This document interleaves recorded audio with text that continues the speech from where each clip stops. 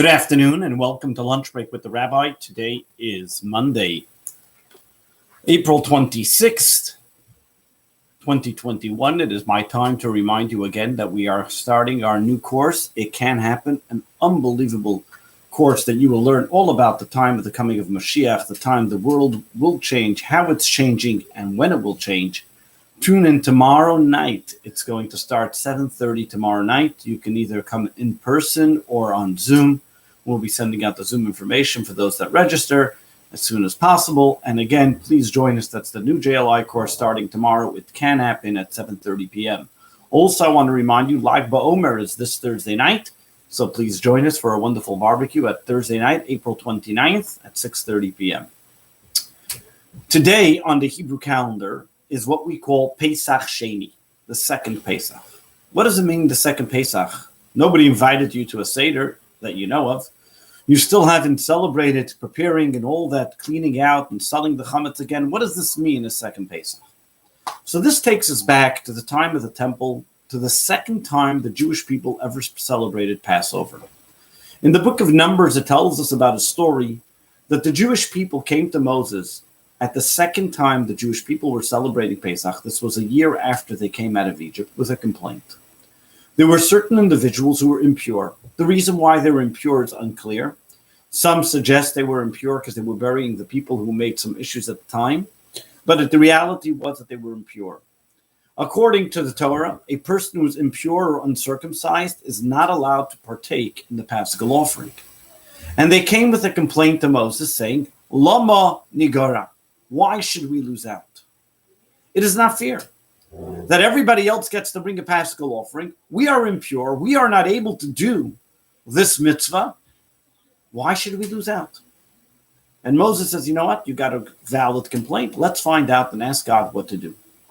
And God then came and said that because they lost out and they do not have the opportunity to bring the Paschal offering on the first Pesach, they now have an opportunity to bring it on the second Pesach.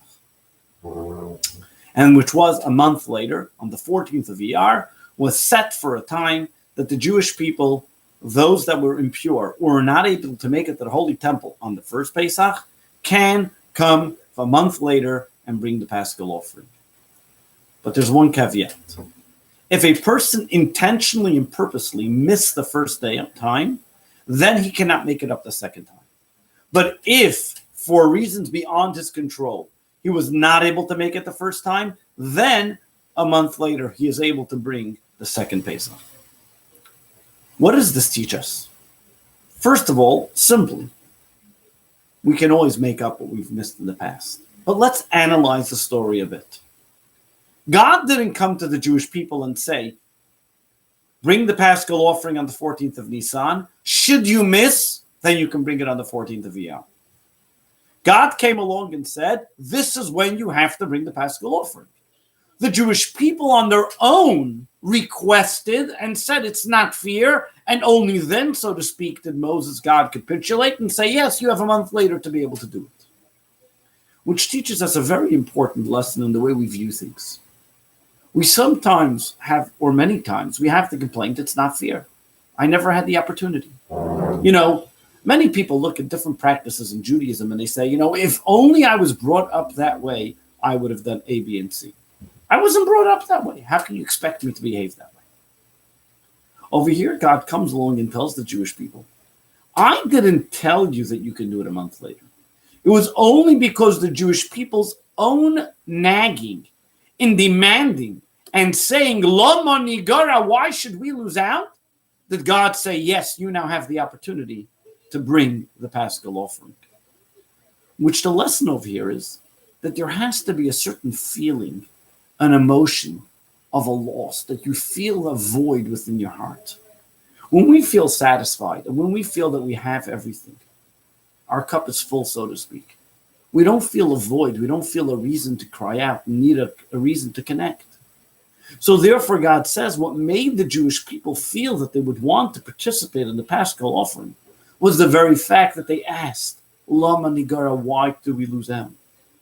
Which is telling every single one of us, we all have a right to demand, why should we lose out? So somebody that may say, well, I wasn't born with it. Your opportunity is to say, why should I lose out? Just because I wasn't brought up with it, I can't demand to learn and to experience and to be a part of it. Every single one of us can experience every single part of holiness. We can all bring that sacrifice. The word sacrifice in Hebrew means korban, to come close. We all can demand and ask of God to come close to God. But what God wants is that it should come from us. It should come from within.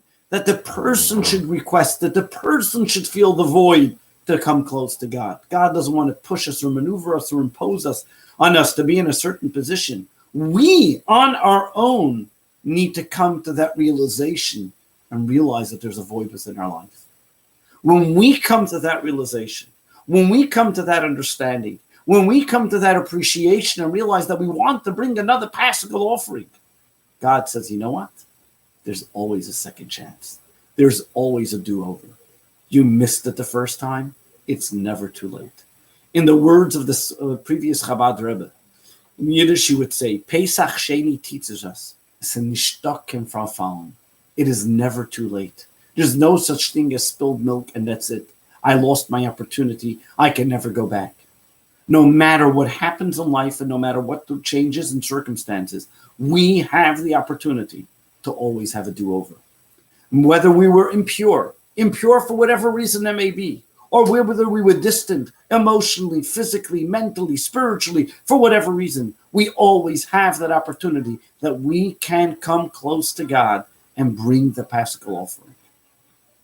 It is for this reason that we have the custom today that people eat matzah and other customs to celebrate the concept of Pesach Sheni, teaching us it's never too late. You can always do it over. Remembering this mission in mind, give us the impetus and the power to realize that as long as we demand, as long as we ask, we can always come close to God.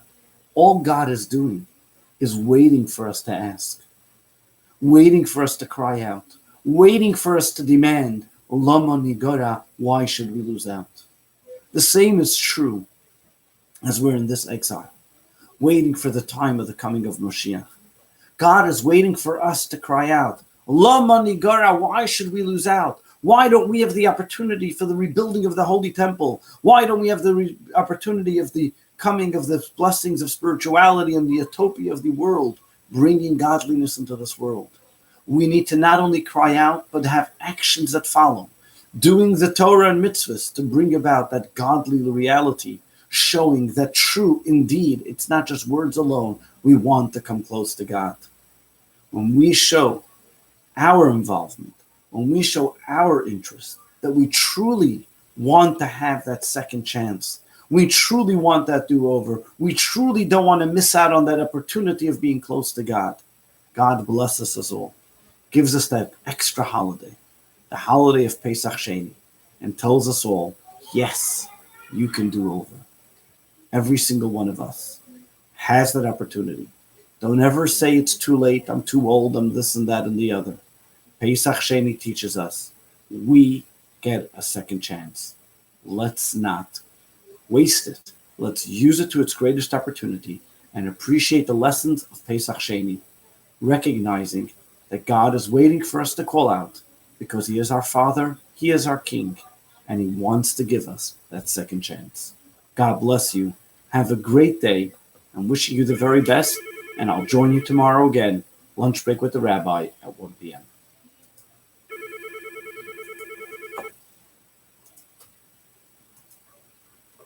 Hello.